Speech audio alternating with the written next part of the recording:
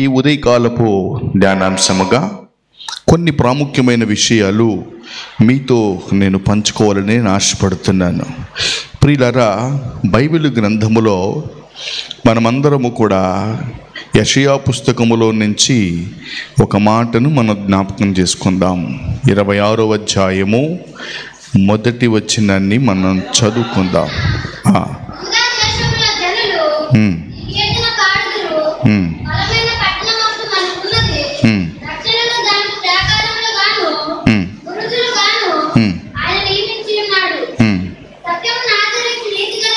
సత్యమును ఆచరించు నీతి గల జనము ప్రవేశించున్నట్లు ద్వారములను తీయండి. చిన్న ప్రార్థన. మహాపరిశుద్ధుడా, మహాగణుడా, నీ పాదాలకి స్తోత్రం. చదవబడి లేఖన భాగంలో దీవించండి. వాక్యము నీది, ప్రజలు నీవారు. నిలవబడి నేను కొట్టివారిని ప్రభువా, నన్ను సిలువ చాటును మరుగుపరిచి మందరికి కావలసిన వర్తమానం వినగలిగే చెవులు గ్రహించే మనస్సు ప్రతి హృదయానికి దయచేయమని యేసు పరిశుద్ధ నామమున అడుగుచున్నాము తండ్రి, ఆమేన్. చదువుకున్నటువంటి లేఖన భాగం యెషయా పుస్తకములో ఒక శ్రేష్టమైనటువంటి విషయాన్ని పరిశుద్ధాత్మ దేవుడు ప్రవక్త అయిన యెషయా ద్వారా రాయించాడు. దాని యొక్క సారాంశం ఏంటంటే, పరలోకములో ఒక స్వరము వినబడుతుంది. ఏంటి ఆ స్వరము అంటే, సత్యమును ఆచరించి నీతిగా నడుచుకున్న జనులకు మీరందరూ కూడా మీరు ద్వారములు తీయండి, స్వాగతాన్ని పలకండి అని చెప్పి ఒక గొప్ప స్వరము, దేవుని యొక్క స్వరము పరలోకములో వినబడగా, దేవదూత గణమంట వారందరూ కూడా నీతి కలిగిన జనము కొరకు, సత్యమును ఆచరించి నడుచుకున్నటువంటి ప్రజల కొరకు, ఎవరైతే పరిశుద్ధులుగా మార్చబడ్డారో, ఎవరైతే సంపూర్ణులుగా మార్చబడ్డారో వారందరి కొరకు పరలోకములో వారి కొరకు ద్వారములు తెరుస్తున్నటువంటి సందర్భాన్ని మనం ఇక్కడ చూస్తున్నాం. జరగబోయే సంగతులు ప్రవక్తలు తన గ్రంథాల్లో ఉంచారు.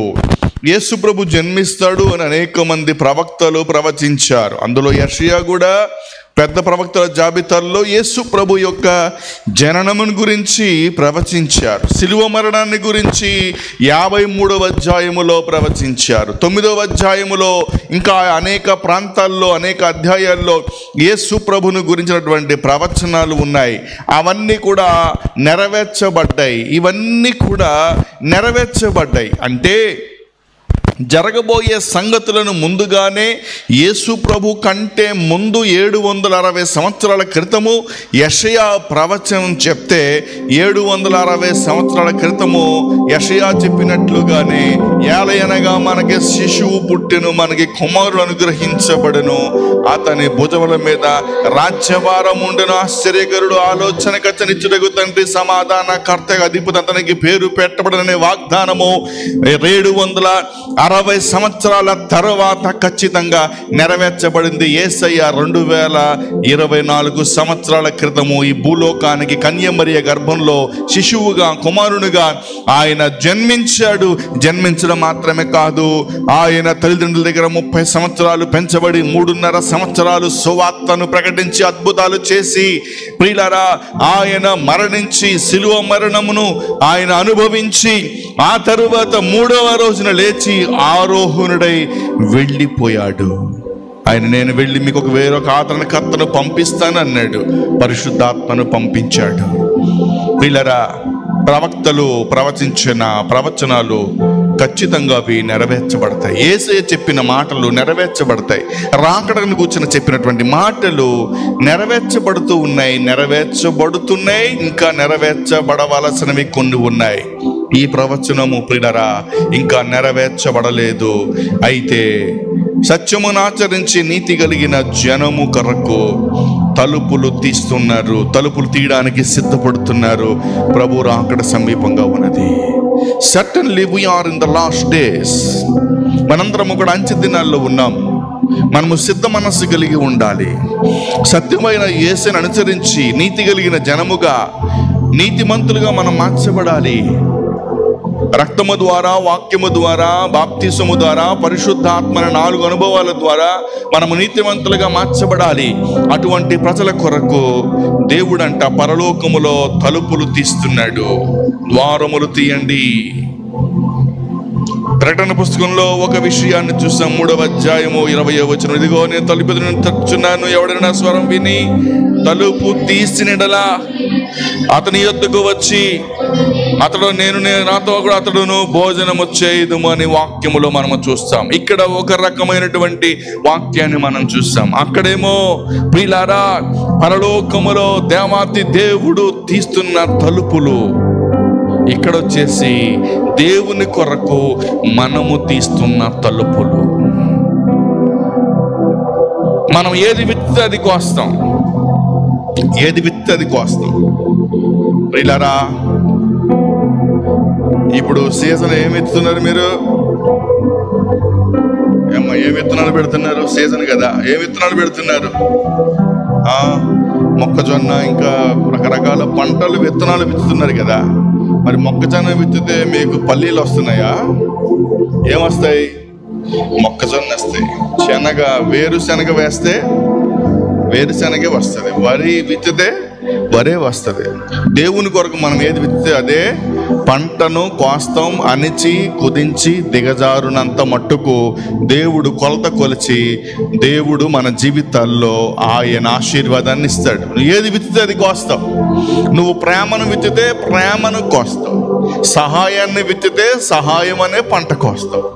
దేవుని సన్నిధిలో నీవు పరిచర్య కొరకు కానుక రూపంలో నువ్వు విత్తితే దేవుడు దానికి తగిన రీతిగా ఆయన పంటను కోసుకునే విధంగా సమృద్ధి అయినటువంటి ఆశీర్వాదాన్ని ప్రభు నీ జీవితంలో కుమ్మరిస్తాడు. ఏది విత్తే అది కోస్తాం. బైబిల్ ఇక్కడ ఏం సెలవిస్తుందంటే నీ కొరకు పరలోకపు తలుపులు తెరవబడాలి అంటే నీవంట దేవుని కొరకు, దేవుని వాక్యము కొరకు నీవు ఇక్కడ తలుపులు తెరిచే వ్యక్తిగా నువ్వు ఉన్నప్పుడు దేవుడు నీ కొరకు పరలోకంలో తలుపులు తెరుస్తాడు, పరలోకపు ద్వారాలు తెరుస్తాడు. నీ ముందు అనేక ద్వారాలు ఆయన తెరుస్తాడు. ఎన్నో ద్వారాలు మన జీవితాల్లో మూయబడి ఉంటాయి. ఎన్నో ద్వారాలు మూయబడి ఉంటాయి. ఆర్థిక ఇబ్బందులు, సంతానం లేమి, ఉద్యోగాలేమి, ఎన్నో రకాలుగా జాబ్స్ కొరకు ట్రై చేస్తూ ప్రయత్నాలు చేస్తూ అలాగా వేసారి విసికి ఉన్న సందర్భాల్లో ప్రియమైన సహోదరి సహోదరులారా, ఈ పగటి వేళ పరిశుద్ధాత్మ దేవుడు మాట్లాడుతున్నాడు. నీవు గనక దేవుని కొరకు తలుపులు తీస్తే, హృదయం అనే తలుపు తీస్తే, దేవుని కొరకు, వాక్యము కొరకు, పరిశుద్ధాత్మ కొరకు నీవు గనక నీ హృదయం అనే తలుపులు నువ్వు తీయగలిగితే యేసయ్య నీ కొరకు పరలోకంలో ఆయన ద్వారాలు తెరుస్తాడు. నువ్వు ముందు యేసయ్య కొరకు నీ ద్వారాన్ని తెరవాలి, యేసయ్యను ఆహ్వానించాలి. అందుకనే హృదయం అనే తలుపు నొద్ద నిలవబడి ఆయన తట్టుచున్నాడు. వాక్యముని ఎద్దుకు వస్తుండగా వాక్యము కొరకు నీ హృదయం అనే తలుపు తీ, వాక్యాన్ని చేర్చుకో, అంగీకరించు, వాక్య ప్రకారము జీవించు. దేవుడు నీ కొరకు పరలోకపు ద్వారములు తెరుస్తాడైనా. పరలోకపు వాకిళ్లను విప్పి పట్టజాలంత విస్తారమైన దీవెన ఆశీర్వాదాలు ఆయన కుమ్మరిస్తాడు. ఆయన బుట్టిగా ఎవడైనా దీవించువాడే, ఆశీర్వదించువాడే. ఒక పాట దీవించవే సమృద్ధిగా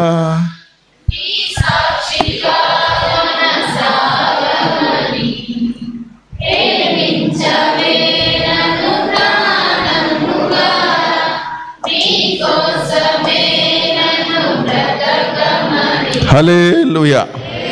గట్టిగా చెప్పండి.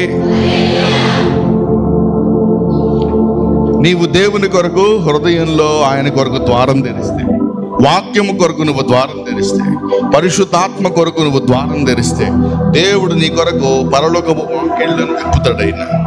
నీ కొరకు ద్వారాలు ఓపెన్ అవుతాయి. నీ ముందు ఇప్పుడు ద్వారాలు మూయబడినట్లుగా కొన్ని సందర్భాలు మనకు కనిపిస్తున్నాయి. గర్భఫలము లేక, ఆర్థిక ఇబ్బందులు, పంటలు సరిగా లేక, వ్యాపారాలు సరిగా లేక, చేతి పనులు సరిగా లేక, చేతిలో కొంచెం ఇబ్బందికరమైన పరిస్థితుల్లో కొట్టుమిట్టాడుతున్నావు. ద్వారాలు మూయబడినట్లుగా నీ ముందు కనిపిస్తున్నాయి. నీ కొరకు నా దేవుడు 7 ద్వారాలు తెరవబోతున్నాడు. ఒక్క ద్వారం మూయబడితే 7 ద్వారాలు తెరవబోతున్నాడు ఆయన. ఎప్పుడు చెప్పండి? ఎప్పుడు? ఆయన కొరకు కొన్ని ఆఫర్లు ఉంటాయి క్లాత్ స్టోర్స్లో. ఏమంటే చెప్పనా, ఒకటి కొంటే ఒకటి ఫ్రీయే కదా. ఇది కొన్న అది ఇచ్చేయంటే సరిపోయిందా?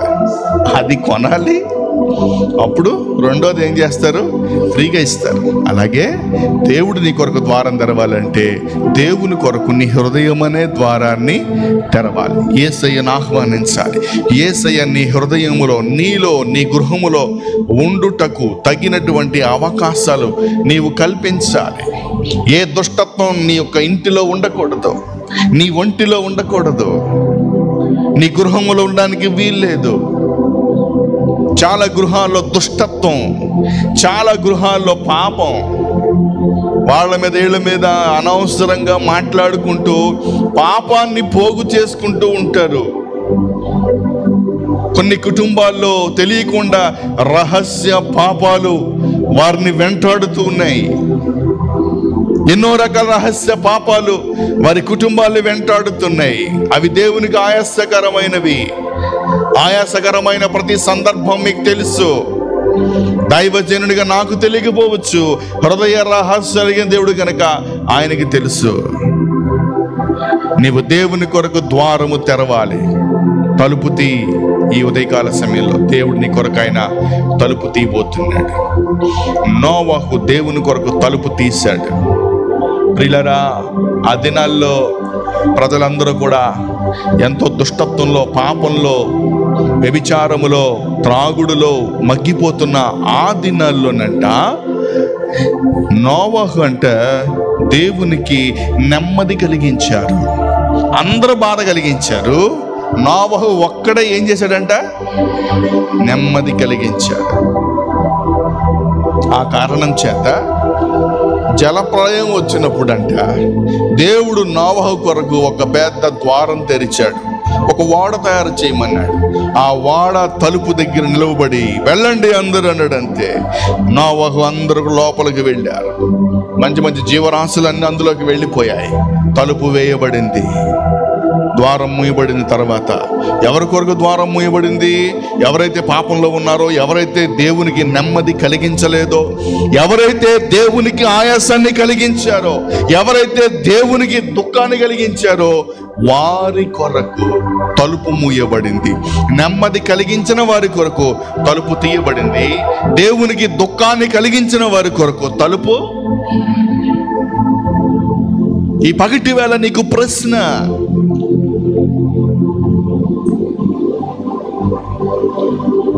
తలుపు లోపలికి వచ్చి నువ్వు నెమ్మది పొందుతావా, లేకపోతే ద్వారం ముందు నిలవబడి బాధలో ఉంటావా? ఏ అనుభవం నువ్వు కోరుకుంటున్నావు? ఒకవేళ గనక ద్వారము లోపలికి వచ్చే వ్యక్తిగా ఉండి దేవుని చేత దీవెనలు పొందుకోవాలని ఆశ కలిగి ఉన్న వ్యక్తివైతే నువ్వు దేవుని కొరకు ద్వారము తెరువు, తలుపులు తీ. దేవునికి నెమ్మది కలిగించే వ్యక్తిగా ఉండు. దేవునికి సంతోషాన్ని కలిగించే వ్యక్తిగా నువ్వు ఉండు. దేవునికి చాలా మంది దుఃఖాన్ని కలిగించే వారుగా ఉన్నారు. వారి క్రియలను బట్టి, వారి మాటలను బట్టి, వారి చూపులు తలంపులను బట్టి యేసయ్య కంట దుఃఖాన్ని కలిగించే వ్యక్తులుగా ఉన్నారు. ఎన్నో కుటుంబాలు చూస్తున్నాం. దేవునికి దుఃఖాన్ని కలిగించే వ్యక్తులుగా ఉన్నాం మనం. అందుకనే మన జీవితాల్లో దేవుడు ద్వారాలు తెరవకుండా ఆయన మూసివేశాడు. ఆ విషయాన్ని గ్రహించడంలే ప్రార్థన చేస్తున్నాం. సాధారణ ప్రార్థనలు కాదు, ఉపవాస ప్రార్థనలు చేస్తున్నాం. 3 రోజులు ఉపవాసం, 7 రోజులు, 21 రోజులు, నువ్వు ఎన్ని రోజులన్నా ఉండు. నీవు గనక పాపాన్ని విడిచిపెట్టకుండా దేవునికి గనక నీవు ఆయాసకరంగా జీవిస్తూ, యేసయ్యా నా కొరకు ద్వారం తెరువయ్యా, నా జీవితంలో కార్యం చెయ్యయ్యా, నాకున్న ఇబ్బందులు తొలగించయ్యా అని నీవు గనక ఎంత ప్రార్థన చేసినా నా దేవుడు చెవి మూసుకుంటాడు. నీ ప్రార్థన దేవునికి వినపడదు. అందుకనే దేవుని కొరకు మనము మన హృదయం అనే తలుపులు తెరచుదుము గాక. హల్లెలూయా, హల్లెలూయా. ప్రియమైన దేవుని పిల్లలారా, కొందరి కొరకు ఆయన తలుపులు తెరుస్తాడు, కొందరి కొరకు ఆయన తలుపులు మూస్తాడు. మరలా చెప్తున్నా, కొంతమంది కొరకు ఆయన తలుపులు తెరుస్తాడు, కొంతమంది కొరకు ఆయన తలుపులు మూస్తాడు. ఎవరి కొరకు ఆయన తలుపులు తెరుస్తాడు, ఎవరి కొరకు ఆయన తలుపులు మూస్తాడో మీకు అర్థమైపోయి ఉంటుంది ఇప్పటి వరకు. చెప్పండి, మీరు చెప్పండి, ఎవరి కొరకు తలుపులు తీస్తాడు ఆయన? చెప్పండి. ఆయన కొరకు ఎవరైతే హృదయం అనే తలుపులు తెరిచి యేసయ్యను ఆహ్వానిస్తారో వారి కొరకు దేవుడు పరలోకములో doors will be open for you. దేవుడు నీ కొరకు తలుపులు తెరుస్తాడు. అదొక్కటే సీక్రెట్, అంతే. ఆ సీక్రెట్ తెలియదు చాలా మందికి. తెలిసినా దాన్ని ఆచరించలేరు. ఆచరించగలరా? చెప్పండి, ఆచరించగలరా? తెలుసు, చెప్పండి, తెలుసు, కానీ ఆచరించగలుగుతారా? ఆచరించలేరు. యూట్యూబ్లో చెప్తాడు, ఏమని తెలిసిన, ఇదిగో మీరు బరువు తగ్గాలంటే పొద్దున్నే 2 లీటర్లు వేడి నీళ్ళు తాగండి, నిమ్మకాయ తేనె కలుపుకొని తాగండి, ఇంకా తర్వాత పచ్చి కూరగాయలు కొత్తిమీర కలిపి జ్యూస్ తాగండి, ఉదయం పూట టిఫిన్ అయిపోతుంది, మధ్యాహ్నం పూట వాడు ఏదో చెప్తాడు డైట్, మళ్ళీ సాయంత్రం పూట ఇంకేదో చెప్తాడు. అవునా కదండి? ఒక్కరోజు చేస్తాం అంతే. మిగిలిన రోజులన్నీ చెప్పండి, మిగిలిన రోజులన్నీ ఏం చేస్తాం? పొద్దున్నే లెగ్గానే జగ్గుడు కాఫీ తాగుతాం, మంచినీళ్ళు తాగాం, ఏం చేస్తాం? జగ్గుడు కాఫీ తాగుతాం, అయిపోద్ది. టిఫిన్ ప్లేస్లో అండి సరిగ్గా 4 బోండాలు, ఒక పెద్ద దోశ ఆర్డర్ అన్నమాట. ఉదయం టిఫిన్ అయిపోయింది. మధ్యాహ్నం పూట భోజనం ఉన్నదే. మధ్యాహ్నం పూట భోజనంలో ఏంటి తెలిసిన, కాస్త ఏంటంటే మటను, కాస్త చికెను, ఒక ఆమ్లెట్, 3 రకాలు వేసుకొని తింటాం. ఇక నువ్వు తగ్గుతావా? ఎందుకు తగ్గవు? ఎలా తగ్గాలో తెలుసు నీకు. ఎలా తగ్గాలో తెలుసు నీకు. కానీ సాయంత్రం పూట స్నాక్స్ అంటే స్నాక్స్ ఏంటంట? స్వీట్స్ అన్నమాట. స్వీట్స్ మాంటారా? మానరు. అంటే ఎలా తగ్గాలో తెలుసు కానీ చెయ్యాలంటే బహు కష్టం. పొద్దున్న వెన్నీళ్ళు ఎక్కడ తాగుతాం మనం? అబ్బో ఆ కూరగాయలు చూసంట, కొత్తిమీర చూసంటే అబ్బో మన వల్ల కాదు అసలు అని చెప్పి ఇడ్లీలు, బోండాలు, దోశలు పడేస్తాం. అంటే మనకు తెలుసు మనం ఏం చేయాలో, మనకి ఎలా చేయాలో తెలుసు, కానీ చేయలేం. అలాగే దేవుని ఆశీర్వాదం ఎలా పొందుకోవాలో తెలుసు. ఎలా పొందుకోవాలి? సింపుల్ ట్రిక్ ఏంటి చెప్పండి? దేవుని కొరకు నీ హృదయం అనే ద్వారం తెరువు, దేవునికి నెమ్మది కలిగించు, ఆయాసకరంగా జీవించక. ఈ 2 సూత్రాలు, ఇంకంతే. ఫార్ములా ఒకటే. అదే ఫార్ములా భక్తులు పాటించారు. నోవహు పాటించాడు ఫార్ములా. నోవహు నెమ్మది కలిగించాడు. అందరూ దుఃఖం కలిగిస్తే నోవహు నెమ్మది కలిగించాడు. నీవు కూడా అంతే. ప్రియులారా, ఇంతమంది విశ్వాసుల్లో ప్రియుల నేను అంటాను, అందరూ కూడా దేవునికి నెమ్మది కలిగించేవారు ఉన్నారా? దేవుని సంతోషపెట్టేవారు ఉన్నారా? దుఃఖపెట్టేరా? మన క్రియల ద్వారా, మన తలంపుల ద్వారా దుఃఖపెట్టేవారు లేరా? ఉంటారు. కొందరు మాత్రం దేవునికి సంతోషాన్ని కలిగించే విశ్వాసులు ఉంటారు. నేనంటాను, నా ఆశ, ఆకాంక్ష, ఆపేక్ష ఏంటంటే మీ కుటుంబాలన్నీ కూడా దీవించబడాలి, మీ కుటుంబాలన్నీ కూడా ఆశీర్వదించబడాలి, మీ కుటుంబాల కొరకు దేవుడు ద్వారాలు తెరవాలి. అది నా ఆశ. కానీ ఎవరి చేతిలో ఉంది? అది ఎవరి చేతిలో ఉంది? మరి విశ్వాసులు అంటారు, పాస్టర్ గారు సరిగ్గా మా కోసం ప్రార్థన చేయట్లేదు, అందుకనే మా కోసం మా జీవితాల్లో ఏ కార్యం జరగట్లేదు, ఏ ద్వారం మరి తెరవబడట్లేదు అనుకుంటారు మీరు. కానీ ఎక్కడుంది? తాళాలు ఎక్కడున్నాయి చెప్పండి? లాక్ ఎక్కడుంది చెప్పండి? లాక్ మీ దగ్గరే ఉంది.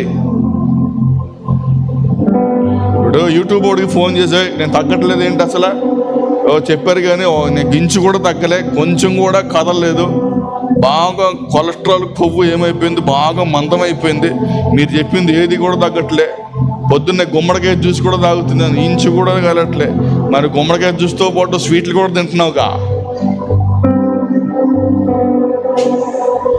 ఇప్పుడు గుమ్మడికాయ జ్యూస్ తాగుతున్నావు, కొత్తిమీర జ్యూస్ తాగుతున్నావు, దాంతోపాటు ఏం తింటున్నావు?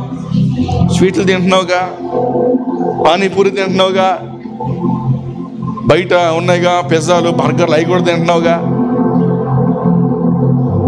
వారానికి ఒకసారి బయట మండీ బిర్యానీ తింటున్నావుగా. మరి ఇంకేడ తగ్గుతావు నువ్వు?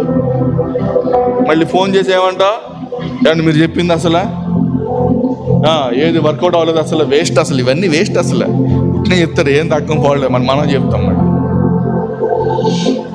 ఇప్పుడు ఎవరిది కరెక్ట్? నీదా కరెక్ట్, వాళ్ళదా కరెక్ట్? వాళ్ళదే కరెక్ట్. లోపం నీ దగ్గరే ఉంది. చెప్పేవాళ్ళు లోపం ఉండదు. చేసే వ్యక్తి దాన్ని ఆచరించే విధానంలోనే మన జీవితాలు మార్పు కలుగుతాయి. దేవుని పిల్లల ఉదయకాల సమయంలో ప్రభు మనల్ని దర్శించునుగాక. దేవుని యొక్క వాక్యం మనల్ని సంధించునుగాక. పిల్లరా, కొన్ని విషయాలు లోతుగా నేను వాక్యాన్ని చెప్పాలని ఆశపడుతున్నాను. చూడండి, నోవహు కాలంలో దేవుడు అనేక సార్లు తలుపులు తెరిచే ప్రయత్నం చేశాడు, కానీ ఎవరు కూడా ఆ తలుపుల గుండా ప్రయాణం చేసి వెళ్ళలే. అందరూ దేవునికి ఆయాసాన్ని కలిగించారు. తెరవబడిన తలుపుల గుండా ఒక్కడ కూడా ప్రవేశించలేదు. తర్వాత దేవుడు తలుపులు వేసేసాడు. తలుపులు వేసేసిన తర్వాత అందరూ కూడా అరుస్తున్నారు, నోవా తలుపు తీ అయ్యా. ఒక్కసారి తలుపు వేయబడిన తర్వాత దాన్ని ఎవరు తెరవలేరు. తెరిచి ఉండగానే, అవకాశం ఉండగానే మన ఇల్లు చక్కబెట్టుకోవాలి. అవకాశం ఉండగానే ఏం చేయాలి?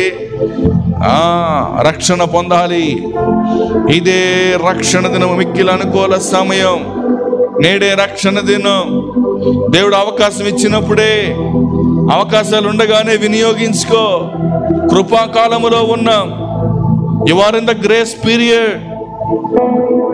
ఈ కృపాకాలములో ఉన్న నీవు దేవుడిచ్చిన అవకాశాలు వినియోగించుకొని, దేవుడు నీ కొరకు తలుపు తీర్చి ఆహ్వానిస్తుండగా, రమ్మనుచుండగా, మనమందరము కూడా మన హృదయాలు తెరిచి యేసుని ఆహ్వానించి, మనము ప్రియులారా తెరవబడిన తలుపుల గుండా ప్రవేశించి దేవుని యొక్క ఆశీర్వాదాలు మనం పొందుకునే విశ్వాసులుగా ఉందుముగాక. హల్లెలూయా. తెరవబడిన తలుపుల గుండా నువ్వు వెళ్తావా, లేకపోతే మూయబడిన తలుపుల ముందు నిలవబడి తడతావా? ఏది కావాలి? నీవు మూయబడిన తలుపుల ముందు నిలవబడి ఎంత తట్టినా ప్రయోజనం ఏమాత్రం కూడా ఉండదు. ప్రభు రాకడ వచ్చేసిన తర్వాత, ఎత్తబడిన తర్వాత, సంఘం ఎత్తబడిన తర్వాత, యేసయ్యా నేను కూడా వస్తానయ్యా, పాస్టర్గా నేను కూడా వస్తానంటే కుదిరిద్దా? కుదరదు. ఎప్పుడు కుదిరిద్ది? ఇప్పుడు అవకాశం ఉంది కనుక. ఇప్పుడు అవకాశం ఉండగానే, అలాగని చెప్పి అవకాశం నెలందో 2 నెలలుందో తెలియదు. ఎవరికి తెలుసా? తెలియదు. ఇదే మిక్కిలి అనుకూల సమయం. దేవునికి స్తోత్రం. హల్లెలూయా, హల్లెలూయా. తెరవబడిన తలుపు అంటే అర్థం ఏంటంటే, వీయబడిన అవకాశం, అంగీకరించే మనస్సు, వాక్యం అర్థం చేసుకునే మనస్సు. ఇప్పుడు అవకాశం ఇవ్వబడింది. దైవజనుడు వాక్యం ద్వారా బోధిస్తున్నాడు. వాక్యం ద్వారా దైవజనుడు హెచ్చరిస్తున్నాడు. అమ్మా, మీరు బలిపీఠం దగ్గరికి వస్తున్నారు. బలి అర్పించేదానికి ముందు మీరు సమాధాన పడండి. వాక్యం వచ్చిన దగ్గరికి మనం బలయత్తు సమీపిస్తున్నాం. మనం వ్యభిచార సంబంధమైన తలంపులు నీలో ఉన్నాయేమో సరి చేసుకో, విడిచిపెట్టు. నీలో అబద్ధం ఉందా, మోసకరమైన క్రియలు ఉన్నాయా, అవన్నీ విడిచిపెట్టు. వాక్యం ఎందుకు వస్తుంది? సరి చేసుకునే మనస్సు కావాలి. వాక్యముని యొద్దకు వచ్చినప్పుడు గద్దింపునకు లోబడాలి. ఇయ్యబడిన అవకాశం, వాక్యాన్ని అంగీకరించే మనస్సు, అర్థం చేసుకునే మనస్సు, వాక్యం అర్థం చేసుకునే మనస్సు, తలుపులు తెరచి లోపలికి ప్రవేశించే అవకాశాన్ని దేవుడిస్తున్నాడు. ఇలాంటి సందర్భాల్లో చాలా మంది హృదయాల్ని కఠినపరుచుకునే విశ్వాసులు ఉన్నారు. వాక్యం ముందుకు వస్తుంది, వాక్యం ద్వారా హెచ్చరించబడతాం, వాక్యం వింటారు, వినడానికి వింటారు, కానీ ఆ వాక్యం లోపలికి వెళ్ళదు. అది ఎక్కడ ఆగిపోద్ది? తలుపు దగ్గరే ఆగిపోద్ది. లోపలికి తలుపులు తీయరు వాక్యానికి. తలుపులు తీస్తే వాక్యం లోపలికి వెళ్తే, ఆ వాక్యాన్ని అంగీకరిస్తే, వాక్యానుసారంగా జీవిస్తే, అప్పుడు దేవుడు నీ కొరకు ఏం చేస్తాడు? ద్వారం తెరు. కానీ వాక్యం ఎద్దుకు వస్తుంది, తలుపునద్దే ఆగిపోద్ది, కానీ లోపలికి రావడంలే. ఎందుకంటే హృదయాలు కఠినపరుచుకుంటున్నారు, హృదయాలు మెత్తగా లేవు. దేవుడు తలుపులు తెరిచినా లోపలికి రాకుండా అడ్డగించబడుతుంది. అలాంటి వారిని కొంతమంది నేను చూపిస్తాను మీకు బైబిల్లో నుంచి. లూకాసు సువార్త 13వ అధ్యాయం. అందరు బైబిల్ తెరచి లూకాసు సువార్త 13వ అధ్యాయం 23 నుంచి చదువుకుందాం.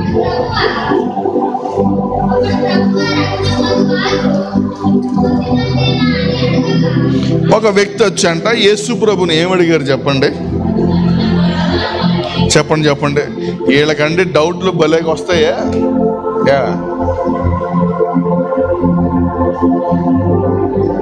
23వ వచనం నుంచి, ఒకడు, ప్రభువా రక్షణ పొందువారు కొద్దిమందేనా అని ఆయన అడగ్గా, ఆయన వారిని చూచి, పోరాడుడి, అనేక మంది ప్రవేశించాలని చూస్తారు కానీ వారి వలన కాదని మీతో చెప్పుచున్నాను. ఇంటి యజమానుడు లేచి తలుపు వేసిన తర్వాత మీరు వెలుపల నిలిచి తలుపు తట్టి, అయ్యా మాకు తలుపు తీయమని చెప్పనారంభించినప్పుడు ఆయన మీరెక్కడ వారో మిమ్మును ఎరుగునని ఉత్తరము మీతో చెప్పును. అందుకు మీరు, అప్పుడంట ఎవరంట ఈ గుంపు? ఎవరంటే జాగ్రత్తగా వినాలి. ఈ గుంపు ఎవరంట? తలుపు వేసేసిన తర్వాత, చెప్పండి, అవకాశాలన్నీ అయిపోయిన తర్వాత, డోర్స్ విల్ బి క్లోజ్డ్. నిద్రపోతున్న స్తోత్రం చేద్దాం, హల్లెలూయా. ఏమా నిద్రపోతున్నారు ఎవరైనా? నిద్రపోమాకండి, వాక్యాన్ని ఆలకించండి. విలువైన మాటలు, చక్కని విలువైన మాటలు. పెళ్లి భోజనంకి వెళ్ళి నిద్రపోతామని చెప్పండి, ఏం చేస్తాం? పెళ్లి భోజనంకి వెళ్ళి ఎవరు నిద్రపోతారా? సినిమాకి వెళ్ళి ఎవరు నిద్రపోతారా? ఫంక్షన్కి వెళ్ళి ఎవరు నిద్రపోతారా? నిద్రపోరు. ఏం చేస్తారంటే పెళ్లి భోజనంకి వెళ్ళి మొత్తం రెండోసారి అన్న వేయించుకొని ఏం చేస్తారు? అది ఆరగించేదాకా అస్సలు వదిలిపెట్టే సమస్య లేదు.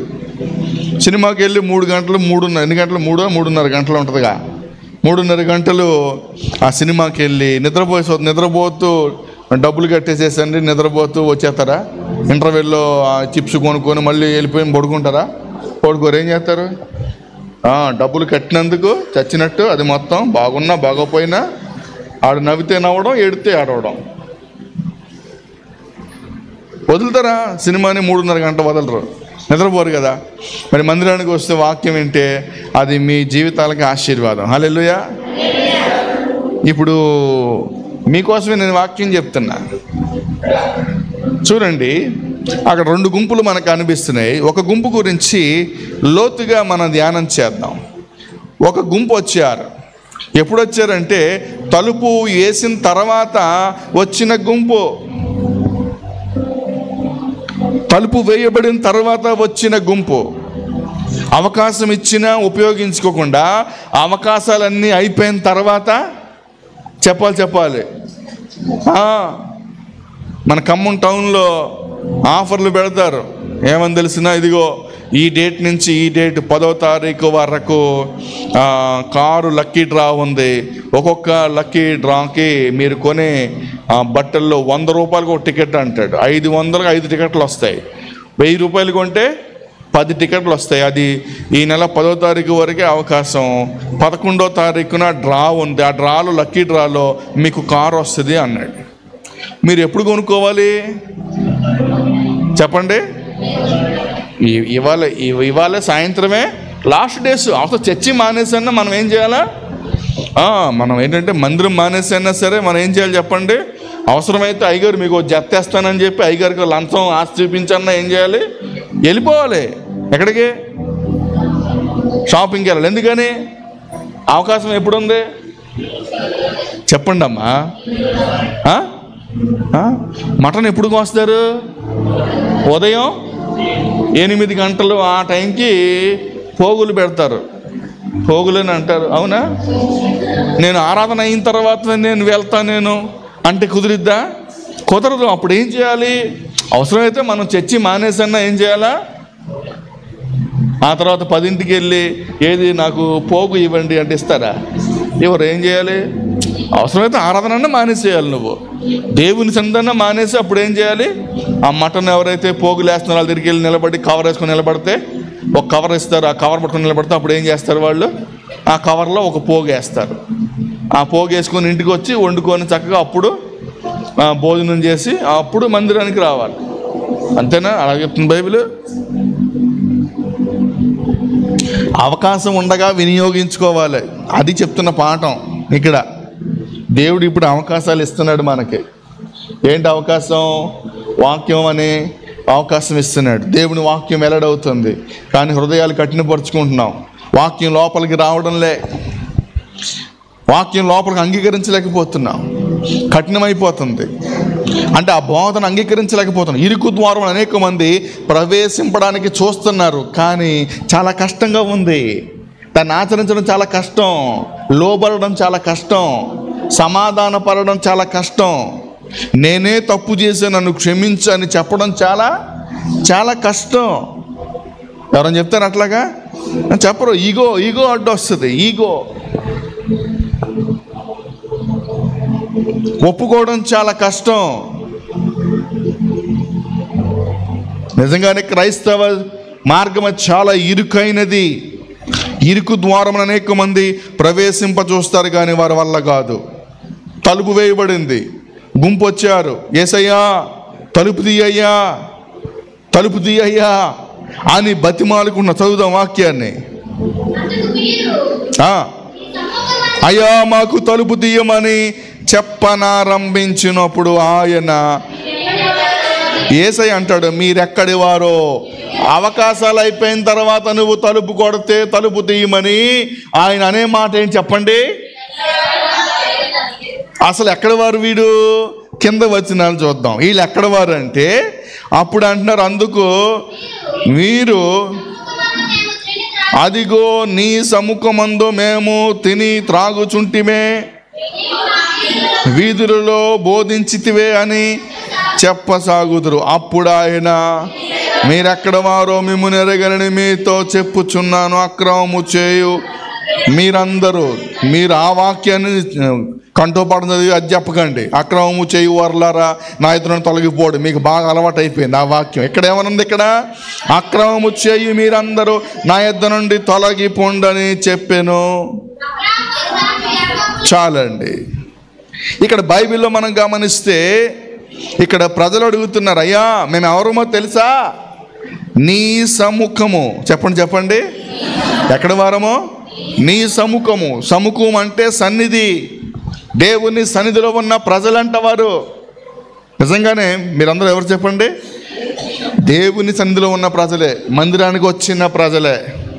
ఇంకా వీరిలో ఉన్న క్వాలిటీస్ చూడండి. దేవుని సముఖములో భుజించిన ప్రజలు. ఏంటంట?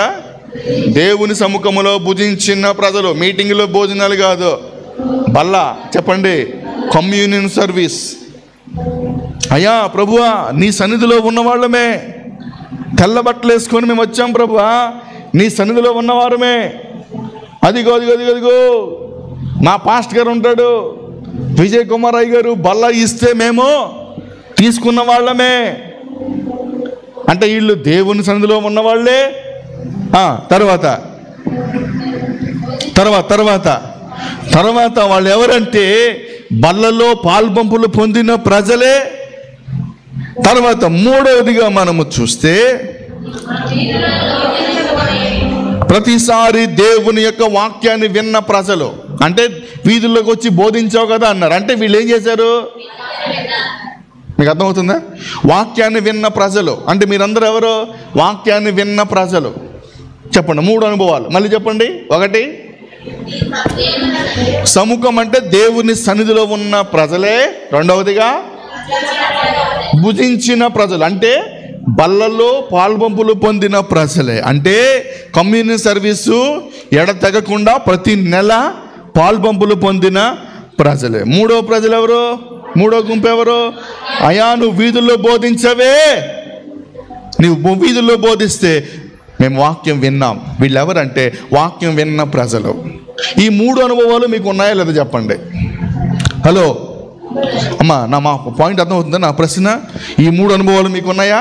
ఏంటి అనుభవాలు చెప్పండి. మేము ఆయన సముఖములో అనగా ఆయన సన్నిధిలో ఉన్నాము. రెండవదిగా బల్లలో పాల్గొని పొందుతాము. మూడవదిగా వాక్యాన్ని వింటున్నాం. ఓకేనా? ఈ 3 అనుభవాలు మీకు ఉన్నాయి, వాళ్ళకి ఉన్నాయి.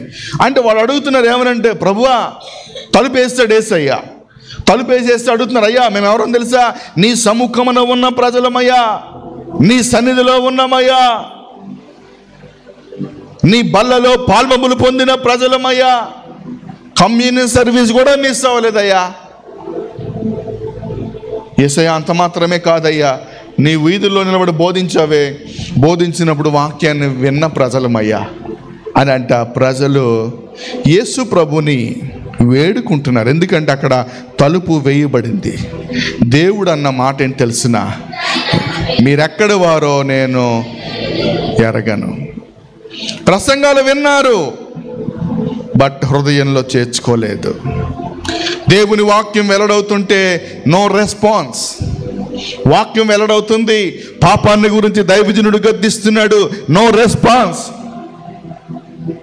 వాక్యం వెల్లడవుతుంటే, యేసయ్యా ఈ వాక్యం నా కొరకే, దైవజనుడి ద్వారా నువ్వు మాట్లాడవయ్యా, నేను సరి చేసుకుంటా నేను ఈరోజు అనేవారు లేరు సంఘాలలో.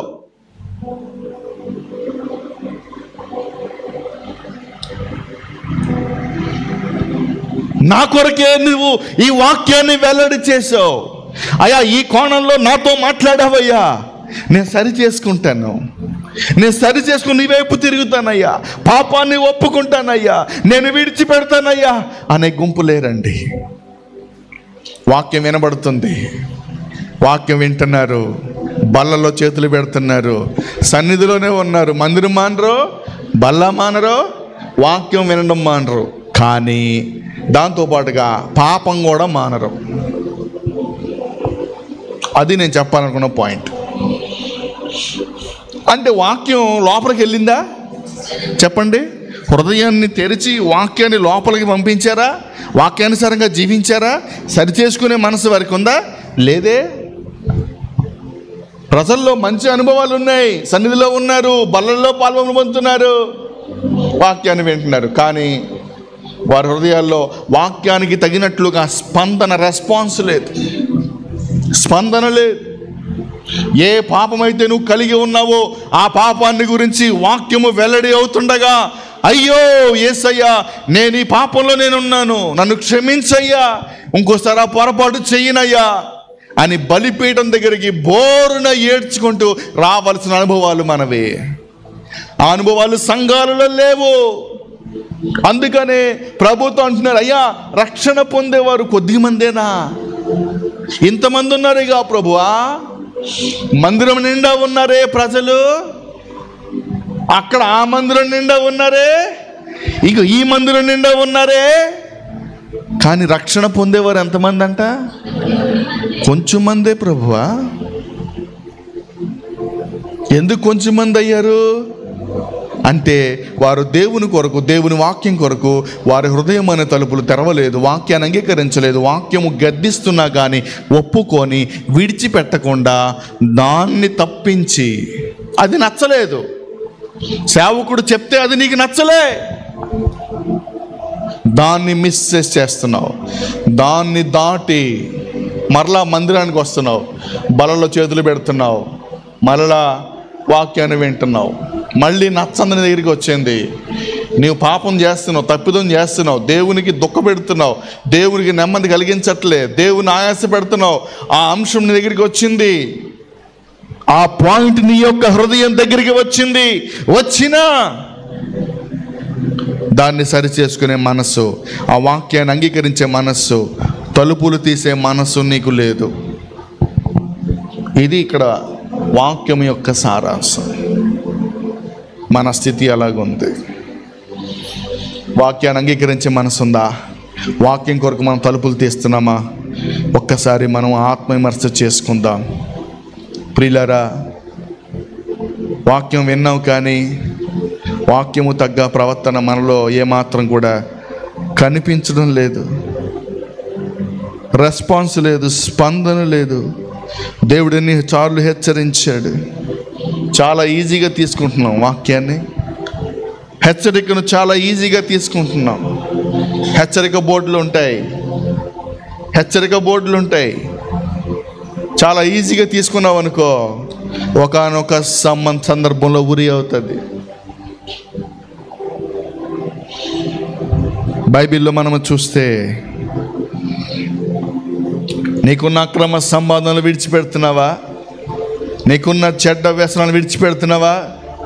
అబద్ధాలను విడిచిపెడుతున్నావా? మోసపు మాటలను విడిచిపెడుతున్నావా? లంచగొండితనం విడిచిపెడుతున్నావా? వడ్డీకి ఇవ్వద్దని చెప్పాడే, నువ్వు మానేసావా? వాక్యం హెచ్చరిస్తుండగా నీకు ఎలాంటి స్పందన జీవితంలో ఉన్నది? దేవుని పిల్లలారా, జగడాలు మానట్లేదే, గొడవలు కక్షలు మానట్లేదే. దేవుడు నీ కొరకు ఎలాగ ద్వారాలు తెరుస్తాడు? వీళ్ళంతా ఎవరంటే గుంపు దేవుని సముఖములో ఉన్నవారు. చెప్పండి, సముఖం అంటే దేవుని సన్నిధిలో ఉన్నవారు. దేవుని సన్నిధిలో ఉన్నవారు అంటే దేవునితో దగ్గరగా ఉన్నవారు అని దాని యొక్క భావన. నీతిమంతులు రక్షించబడుట దుర్లభం అయిపోయాది, లాభం లేకుండా అయిపోయింది. బాప్తిసం తీసుకోవడం వృధా అయిపోయింది. ప్రియులారా, నన్ను ఏమనుకోకండి, ఇది వాక్యం. ఇది రక్షణ పొంది వేస్ట్ అయిపోయింది, దుర్లభము.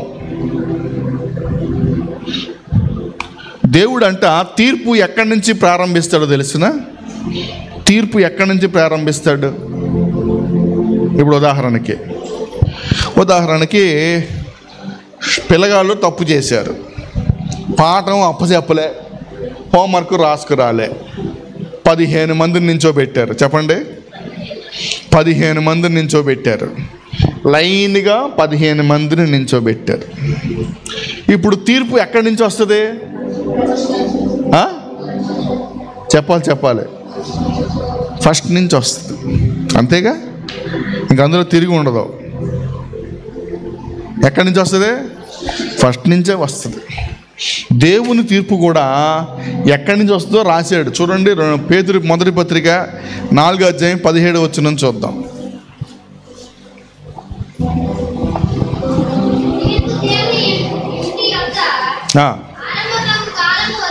చాలండి. ఎక్కడి నుంచి ప్రారంభం అంటామా? చెప్పండి. తీర్పు ఎక్కడి నుంచి స్టార్ట్ అమ్మా? పిల్లగాళ్ళకి దెబ్బలు ఎక్కడి నుంచి స్టార్ట్? ఎక్కడి నుంచి? ఫస్ట్ నుంచే. ఒరే పట్ల చేయబట్టు అంట, అవునా కదా? చేయబట్టనగానే చేయబడతాడు వాడు. ఇంకా తగలని తగలదు అంటాడు వాడు. అరే నీ కొట్టాను నిన్ను, అసలు నిన్ను పుట్టిన యాక్షన్ అనమాట. తీర్పు ఎక్కడి నుంచి వస్తుంది అంటే స్టార్టింగ్ నుంచి వస్తుంది. ఇక్కడ రాస్తాడు తీర్పు ఎక్కడి నుంచి అంటే దేవుని ఇల్లు, దేవుని ఇంటి నుంచి ఆరంభం. అక్కడ ప్రజలు ఏమన్నారు? ప్రభువా నీ సముఖంలో లేవా మేము? దేవుని ఇంటి వారు, దేవుని ఇంటి నుంచి తీర్పు ప్రారంభమవుతుంది. జాగ్రత్త, తీర్పు చాలా సమీపంగా ఉంది. కడవరి కాలము. Certainly we are in the last days. మనం ఒప్పుకొని సరి చేసుకోవాలి. వాక్యం మన ఎద్దుకు వస్తుండగా నీ స్పందన ఎలాగుంది?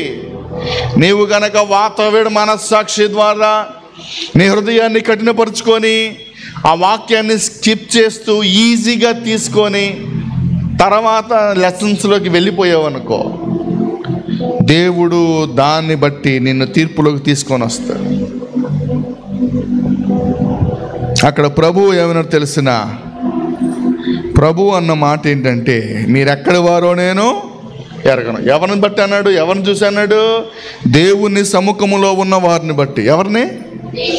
దేవుని సముఖంలో ఉన్న వారిని బట్టి ఆ మాట అన్నాడు. దేవుని ఇంటి వారిని బట్టి ఆ మాట అన్నాడు ఆయన. ఈ మాటలు మన హృదయంలోకి వెళ్ళుచుండగా మన జీవితాల్లో పశ్చాత్తాపం వెంటనే రావాలి. అసలు ప్రియులరా, దేవుని ఇంటి వారు వాక్యాన్ని పెడచెవిన పెట్టారు. దేవుని ఇంటి వారు వాక్యాన్ని పెడచెవిని పెట్టారు. అంటే సంఘంలో ఉన్నవారు, దేవునితో దగ్గరగా ఉన్నవారు, సేవకునితో దగ్గరగా ఉన్నవారు. ఇప్పుడు దేవునితో దగ్గర ఉన్నవారు ఎవరు మనసు రావాలి? ఇప్పుడు దేవుని మందిరంలో వాక్యం వింటున్న వాళ్ళు, బల్లలో చేతులు పెడుతున్న వాళ్ళు, వాక్యాన్ని వింటూ దేవుని యొక్క సముఖములో, దేవుని సన్నిధిలో ఉన్న వారికి ఎవరి మనసు రావాలి? యేసయ్య మనసు రావాలి, దైవజనుని యొక్క మనసు రావాలి. కానీ ప్రియులారా, ఒక కుటుంబాన్ని మీకు పరిచయం చేస్తాను. ఆ కుటుంబంలో తండ్రి, ఇద్దరు కుమారులు ఉన్నారు. చెప్పండి, తండ్రి, ఇద్దరు కుమారులు ఉన్నారు. ఒకడు ఆస్తి ఇమ్మన్నాడు. వాడు ఆస్తి తీసుకొని దూరదేశానికి వెళ్ళిపోయాడు. తండ్రి అన్నాడు, రే నాన్న వద్దురా, మనంతా కలిసి ఉందాం. లేదు లేదు, నాకు నువ్వేం చేయాలి? ఆస్తి నువ్వు పంచివ్వాలి అన్నాడు. సరే అని చెప్పి ఆస్తి ఇచ్చాడు. వారు దూరదేశానికి వెళ్ళాడు, దుర్వ్యాపారం చేశాడు, అంతా పాడు చేశాడు. ఇప్పుడు భోజనం లేదు అతనికి, వస్త్రం లేదు. పందులు మేపే పొట్టి యొద్దకు వెళ్ళాడు.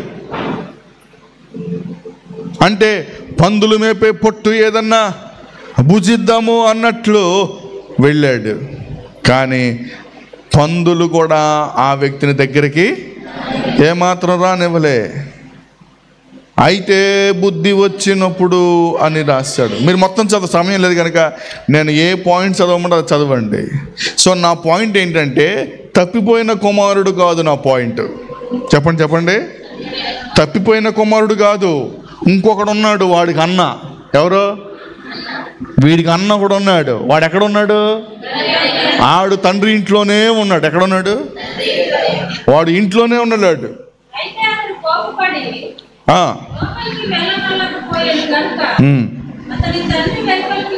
అంటే ఇది ఎప్పుడు జరిగింది సంభవం అంటే, తప్పిపోయిన కుమారుడికి బుద్ధి వచ్చి మరలా తిరిగి వచ్చినప్పుడు, తండ్రి ప్రేమ అతనికి కనపరిచినప్పుడు, అతని దూరం చూసి మెడ మీద పడి ముద్దు పెట్టుకున్నప్పుడు, అతను ఉంగరం ఇచ్చిన వస్త్రం ఇచ్చినప్పుడు, ఒక లేత దూడను వధించి గొప్ప విందును చేసినప్పుడు జరిగినటువంటి సంభవం. అందుకు అతడు, కుమారుడా, అదిగో ఎవరితో ఉన్నాడంట ఆయన? ఇప్పుడు సంఘం అంతా ఎక్కడ ఉన్నారంట? దేవుని సముఖములో, సన్నిధిలో ఉన్నారు. సన్నిధిలో ఉండి పాటలు పాడే గుంపు ఇది. నీ సన్నిధిలో సంతోషము, నీ సన్నిధిలో సమాధానము అని పాటలు పాడుకునే గుంపు. నాన్న మీరు వెనకాతలు ఏం చేస్తారు? తలకాయలు ఎత్తండి. మీరు తలకాయలు ఎత్తి వాక్యం వినండి.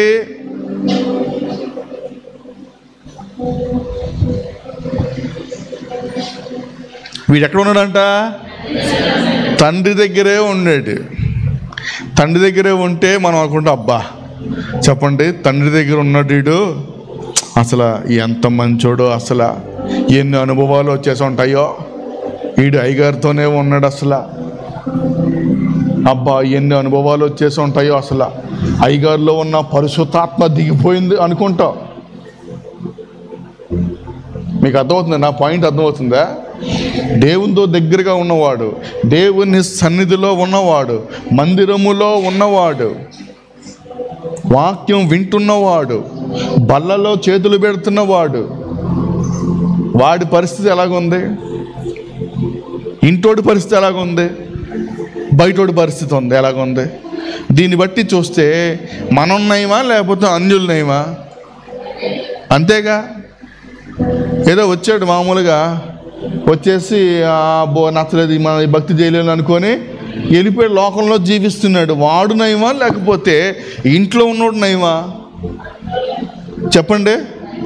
బయటోడే నయ్యం, అన్యుడు చాలా బెటర్, నయ్యం.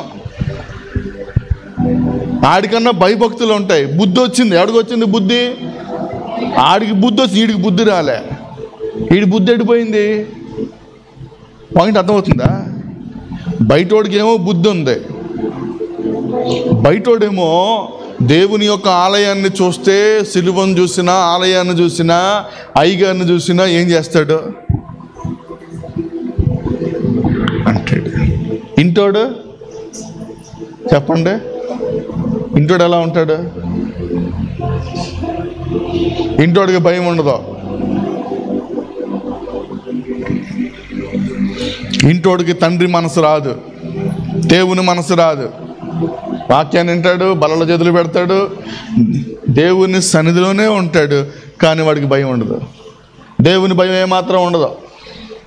అందుకే చాలామంది చెప్తాను, మేము పోస్ట్ క్రైస్తవులు అని అంటారు. ఎవరిని పోస్ట్ క్రైస్తవులు తగలబడ ఏనంట? పుట్టు క్రైస్తవులకు వచ్చిన తెప్పలయ్యి ఎందుకు వచ్చిందో, ఎందుకు వచ్చిన పుట్టు క్రైస్తవు? మేము పుట్టుకతోనే ఏంటంట క్రైస్తవుల, పుట్టుకతోనే సన్నిధిలో ఉన్నాం, పుట్టుకతోనే దేవునితో ఉన్నావు, దేవుని సన్నిధిలో ఉన్నావు, వాక్యం మొత్తం క్షుణ్ణంగా తెలుసు, అన్నీ విన్నావు, కానీ వాక్యం ఆచరణకు వచ్చేసరికి ఒక్కటి లేదు.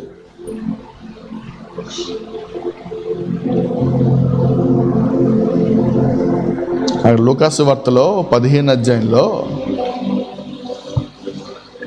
మీకు కొన్ని శ్రేష్టమైన పాఠాలు నేను చెప్పి ముగించాలని ఆశపడుతున్నాను.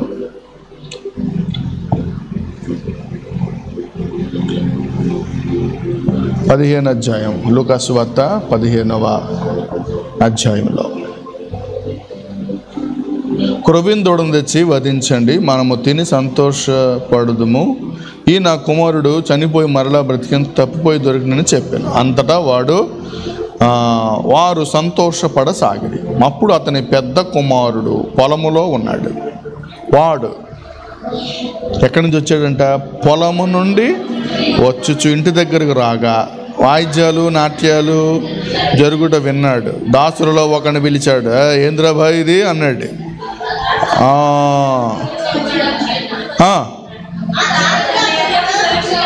అతనితో, నీ తమ్ముడు వచ్చి ఉన్నాడు, అతడు తన యొద్దకు సురక్షితముగా వచ్చినందున వధించను. అయితే అతడు కోపపడి లోపలికి వెళ్ళనొల్లకపోయాను. ఏమరాడంట? కోపపడి అతడు లోపలికి వెళ్ళనొల్లకపోయాను. కనుక అతని తండ్రి వచ్చాడు వెలుపలికి వచ్చి, ఒరే నాయన లోపలికి రారా బతిమాలాడు. అందుకు అతడు తన తండ్రితో, ఇదిగో ఇన్నేళ్ళ నుండి నిన్ను సేవించుచున్ననే, నీ ఆజ్ఞను ఎన్నడూ వినలేదే, ఆయనను నా స్నేహితులతో సంతోషించినట్లు నువ్వు నాకెన్నడూ ఒక్క మేకపిల్లైనా ఇయ్యలేదు. అయితే నీ ఆస్తిని వేశ్యలతో తినివేసిన ఈ నీ కుమారుడు రాగానే నీ కొరకు క్రొవ్విన దూడను వధించుతున్న అతనితో చెప్పాను. అందుకు అతడు, కుమారుడా, ఎల్లప్పుడూ నాతోనే ఉన్నావు కదరా, ఆనందించుట యుక్తమే, ఈ తమ్ముడు చనిపోయి తిరిగి బ్రతికిను, తప్పిపోయి దొరికిన అతనితో చెప్పాను. చాలా విలువైన మాటలు పెద్ద కుమారుడు మనకు నేర్పిస్తున్నాడు. పెద్ద కుమారుడేమో ఎక్కడున్నాడంటే తండ్రితో ఉన్నాడు. చెప్పండి చెప్పండి, మనందరం ఎవరితో ఉన్నాం? యేసయ్యతో ఉన్నాం, మందిరంలో ఉన్నాం, ఆత్మ సంబంధమైన గుంపులో ఉన్నాం, సన్నిధిలో ఉన్నాం. బల్లారాధన అంటే చెప్పండి, ఫస్ట్ ఎవరు? మనమే ఉంటాం బల్లకి. నెక్స్ట్ వాక్యం వినే విషయంలో మనమే ఆసక్తిగా వింటాం. అస్సలు వాక్యం వినే విషయంలో నెంబర్ 1. అన్నీ బాగానే ఉన్నాయి, కానీ ఆచరించే విషయంలో మాత్రం ఏడుంటాం? వెనక ఉంటాం.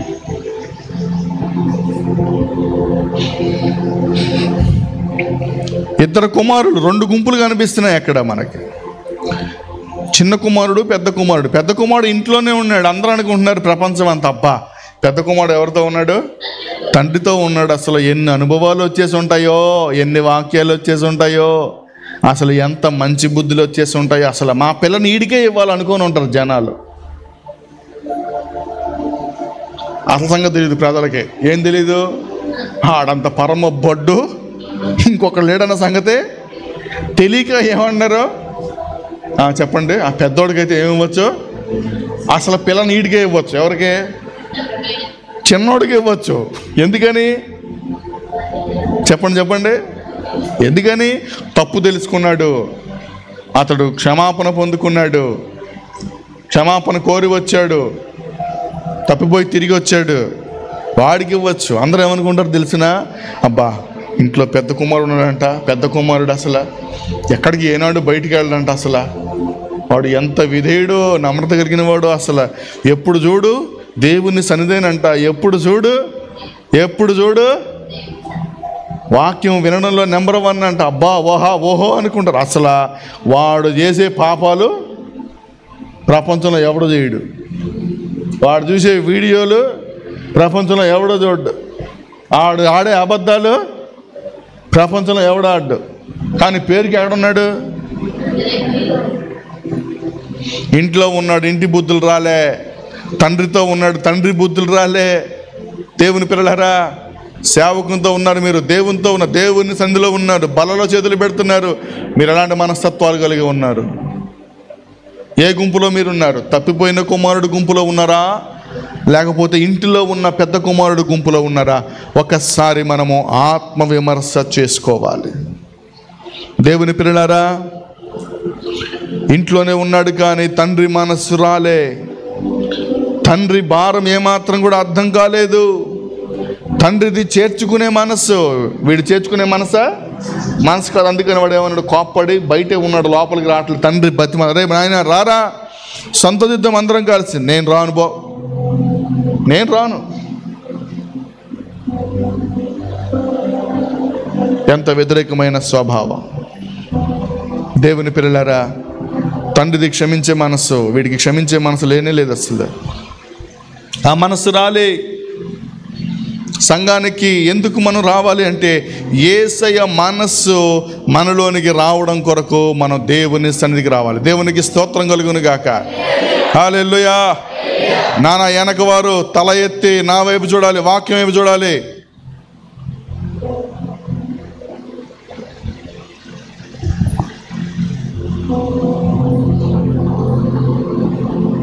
మెచ్చుకున్నవాడు బయట ఉన్నాడు, తిట్టుకున్నాడు లోపల ఉన్నాడు. బైబిల్ చదివిస్తున్న మాట, మొదటి వారు కడపటి వారు అగుదురు, కడపటి వారు మొదటి వారు అగుతారు. ఏ స్థితిలో ఉన్నాం మనం?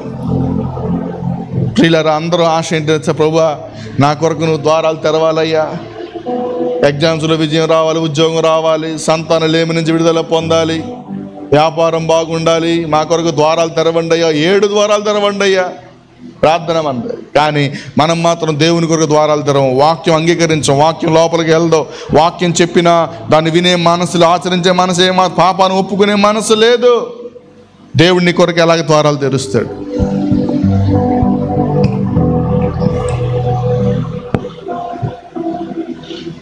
దేవుని కొరకు ఎలాగ ద్వారాలు తెరుస్తాడు? ఎలాగ ఆశీర్వదిస్తాడు? రాకడ సమీపంగా ఉంది ప్రియులారా, ఎత్తబడే గుంపులో ఉండాలి. వాక్యాన్ని లైట్గా తీసుకోవద్దు. ఎవరు చెప్పినా, నేనే కాదు, మీరు ఎక్కడ వాక్యం విన్నా, లైవ్లో ఈ వర్తమానం వెళ్తుంది కాబట్టి నేను మాటలు చెప్తున్నాను. మీరు ఎక్కడ వాక్యం విన్నా వాక్యం లైట్గా తీసుకోవద్దు. ఎందుకంటే వాక్యము దైవజనుని యొక్క ఆవేశం వలన వచ్చేది కాదు, అది దేవుని యొక్క ఆత్మ ఆవేశం వలన దైవజనునికి ఆ ఉపదేశాన్ని ఇవ్వగా, దైవజనుడు బోధించి హెచ్చరించగా, వాటి ప్రకారం మనం జీవించే వ్యక్తులుగా ఉన్నప్పుడు అవి మన జీవితాలకు ఆశీర్వాదం. దేవుడిని కొరకు ద్వారం తెరుస్తాడు. ఇంకెంతకాలం దేవునికి ఆయాసకరంగా ఉంటావు? నువ్వు ఎంతకాలం దేవునికి దుఃఖకరంగా ఉంటావు? నోవహు ఒక్కడే దేవునికి నెమ్మదిని కలిగించాడు, లోతు దేవునికి దుఃఖాన్ని కలిగించాడు. అందువలన లోతు కుటుంబానికి దేవుడు తలుపులు మూసేశాడు. నోవహు దేవునికి నెమ్మది కలిగించిన కారణం చేత, దేవుని కొరకు తలుపులు తెరిచిన కారణం చేత నోవహు కొరకు దేవుడు తలుపులు తెరిచాడు. ఈ ఉదయకాల సమయంలో దేవుడు నీ కొరకు తలుపులు తెరవాలి అంటే నీవు దేవుని కొరకు తలుపు తెరవు. దేవుడు నీ కుటుంబాన్ని దీవించునుగాక. తల వంచండి, ప్రార్థన చేద్దాం. అందరూ కూడా నిలువు మోకాళ్ళు వేసి అందరూ ప్రతి వారు కూడా వెనక ఉన్నవారు కూడా నిలువు మోకాళ్ళు వేసి, యవనులు, వృద్ధులు, ప్రతి వారు, వీలైన వారందరూ కూడా నిలువు మోకాళ్ళు వేసి ప్రభు సన్నిధిలో అడుగుదాం.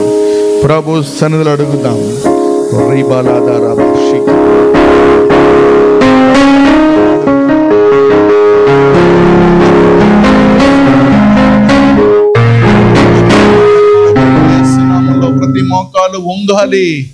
యేసయ్యా, నేను పాపినయ్యా, నేను ఇంటిలోనే ఉన్నాను, నీతోనే ఉన్నానయ్యా. ప్రతిరోజు వాక్యం వింటాను, పళ్ళలో చేతులు పెడతాను, కానీ ఆ వాక్యానుసారంగా జీవించనయ్యా. వాక్యాన్ని లైట్గా తీసుకుంటానయ్యా. హెచ్చరిక వస్తే ఇది నా కొరకు కాదులే అని ఒక్కదాన్ని ప్రక్కన పెట్టి మిగిలిన వర్తమానాన్ని వింటాను. కానీ సరి చేసుకునే మనసు లేదు నాకు. వాక్యాన్ని లోపలికి అంగీకరించే మనసు లేదయ్యా. పెద్ద కుమారుడు మాదిరిగా జీవిస్తానయ్యా. పెద్ద కుమారుడైతే ఇంట్లోనే ఉన్నాడు కానీ తండ్రి మనస్సు రాలేదయ్యా. నేను కూడా నీ సన్నిధిలోనే ఇన్ని సంవత్సరాలు ఉన్నానయ్యా.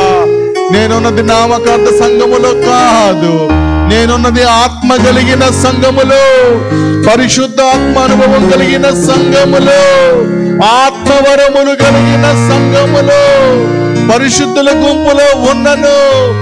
మాకు నాయన దైవజనుని మనస్సు రాలేదే, నీ మనస్సు నాకు రాలేదయ్యా. వాక్యాన్ని తృణీకరిస్తున్నాం నాయనా. హెచ్చరికను ఏమాత్రం కూడా పట్టించుకోవట్లేదయ్యా. హెచ్చరిక వచ్చినా మా హృదయం దగ్గరే ఆగిపోతుంది. ఎందుకంటే మేము తలుపులు మూసేసామయ్యా.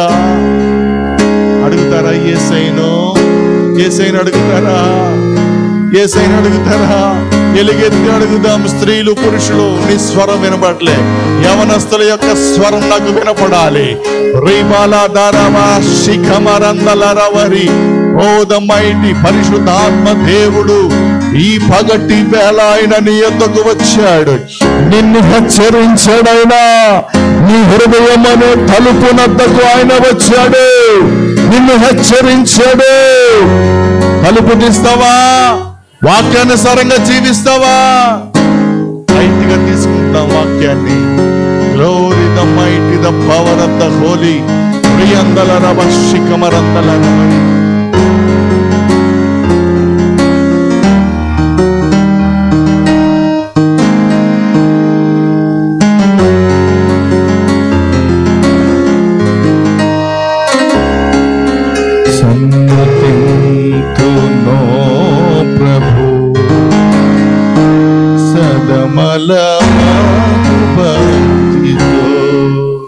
అందరు చేతులు చాచి నా తప్పిదాలు ఒప్పుకుంటా. సన్నుతింతునో ప్రభు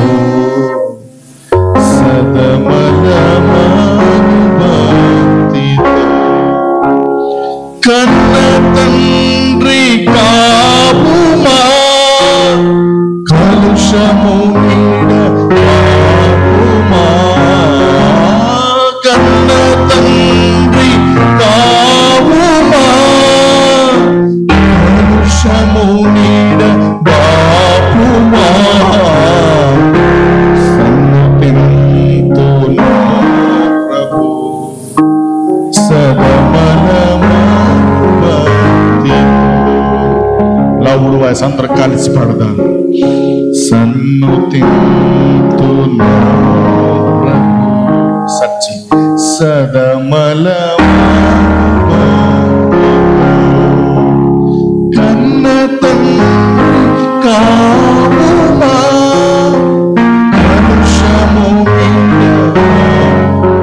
ఎవరు మోకాళ్ళ మీద చేతులు చాచి కన్న తండ్రి కాపుమా కలుషము నీడ కాపుమా. సన్నుతింతునో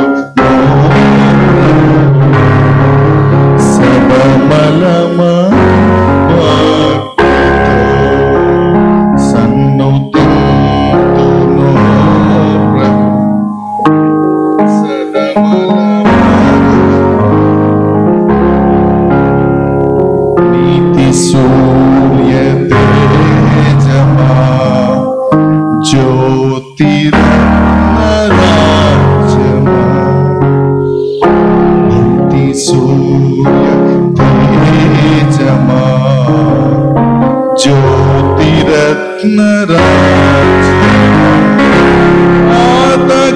జన రక్షక పతిత పావన నామకా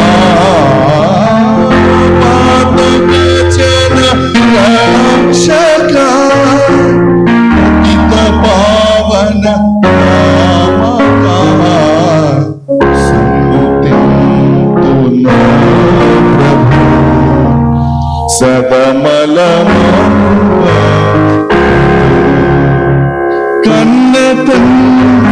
కామమా కలుషమునిడ బామా. సహోదరులారా, మనం పాపంలోనే జీవిస్తూ ఉంటే నీ కొరకు ద్వారము తెరవకూడదు. సహోదరుడా, సహోదరి, నీ కొరకు ద్వారము తెరవబడదు. నీ ఎదుట ఎప్పుడు మూయబడే ఉంటుంది. దినాలు గడిచిపోతూ ఉంటాయి.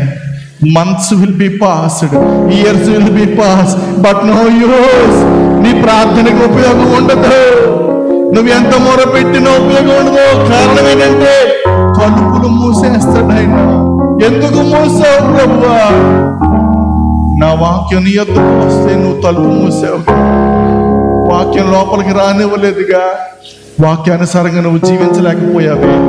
వాక్యాన్ని లైట్ గా తీసుకున్నావే. సరి చేసుకుందాం.